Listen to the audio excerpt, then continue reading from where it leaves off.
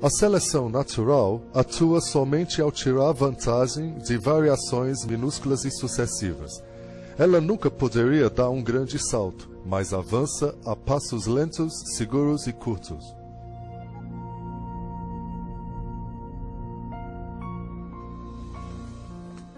É realmente interessante notar que quanto mais sabemos sobre a vida e quanto mais sabemos sobre biologia, mais problemas surgem com o darwinismo e o projeto inteligente se torna mais aparente. Desde 1988, o Dr. Michael Behe pesquisa sistemas biológicos complexos que parecem desafiar a explicação pela seleção natural.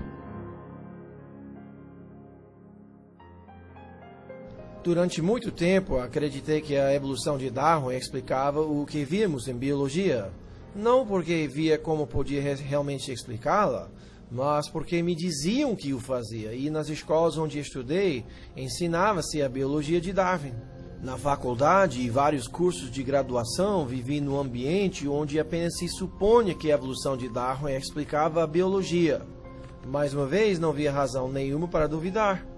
Somente há uns 10 anos ou mais, li um livro chamado Evolução, uma teoria em crise, escrito por um geneticista australiano chamado Michael Denton. Ele apresentava inúmeros argumentos científicos contra a teoria do darwinismo, dos quais eu nunca ouvira falar, e estes argumentos me pareceram bem convincentes. A esta altura, comecei a ficar um pouco enraivecido, pois me senti enganado. Via diante de mim uma quantidade de argumentos muito bons. Mas eu mesmo já fizer um doutorado em bioquímica, tornar-me membro do corpo docente e nunca ouvira falar sobre nada disto.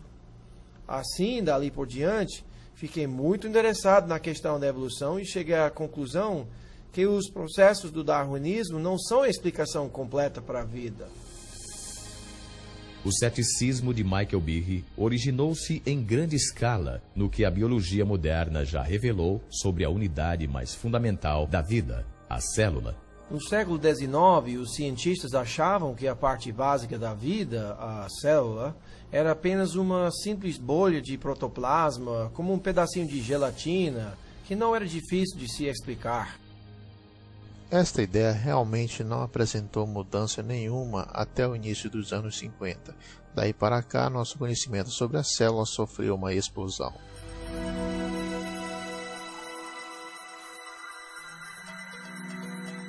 Hoje em dia, tecnologias extraordinárias revelam inúmeros mundos microscópicos. Mundos tão pequeninos que um dedal cheio de uma cultura de bactérias contém mais de 4 bilhões delas. Todas abarrotadas de circuitos, instruções e máquinas em miniatura de complexidade tal que Charles Darwin jamais poderia ter imaginado. Na própria base da vida, onde as moléculas e células fazem o espetáculo, descobrimos máquinas, literalmente máquinas moleculares. Há minúsculos caminhões moleculares carregando suprimentos de um lado para o outro da célula. Há máquinas que captam a energia solar e a transformam em energia utilizável. Há tantas máquinas moleculares no corpo humano quanto há funções que o corpo tem que fazer. Se parar para pensar na audição, visão, olfato, paladar, tato, coagulação do sangue, ação de respirar, reações imunológicas, verá que tudo isso requer um batalhão de máquinas. Ao observarmos estas máquinas, perguntamos-nos de onde vieram. E a resposta da evolução darwiniana, a meu ver, é muito inadequada. No início da década de 90, numa série de palestras acadêmicas, Behe revelou suas dúvidas sobre a capacidade da seleção natural de construir máquinas moleculares complexas. Uma destas máquinas atraiu-lhe particularmente a atenção. Lembro-me da primeira vez que olhei um livro de bioquímica e vi o desenho de uma coisa chamada flagelo bacteriano, com todas as suas partes e toda a sua glória. Ela possuía uma hélice, um gancho, um eixo e um motor. Olhei para aquilo tudo e disse, é um motor de polpa. Foi projetado, não há a mínima chance de ser uma montagem aleatória de peças. Estes motores moleculares que propulsionam a bactéria dependem de um sistema de partes mecânicas intricadamente organizadas. Estas partes entram em foco quando porções de uma célula são aumentadas 50.000 vezes no microscópio.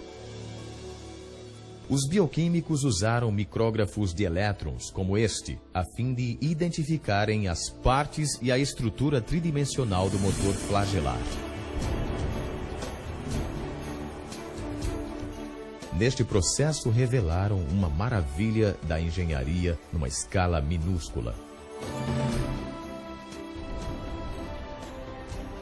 Howard Berg, em Harvard, classificou esta máquina como a mais eficiente do universo. Algumas delas batem a 100.000 rotações por minuto e são ligadas num transdutor de sinal ou mecanismo sensorial, de modo que reagem conforme as características do ambiente. E embora girem com tal rapidez, podem parar num piscar de olhos. Leva somente 1/4 de revolução para pararem, mudarem de direção e começarem a girar a 100.000 RPM em outra direção.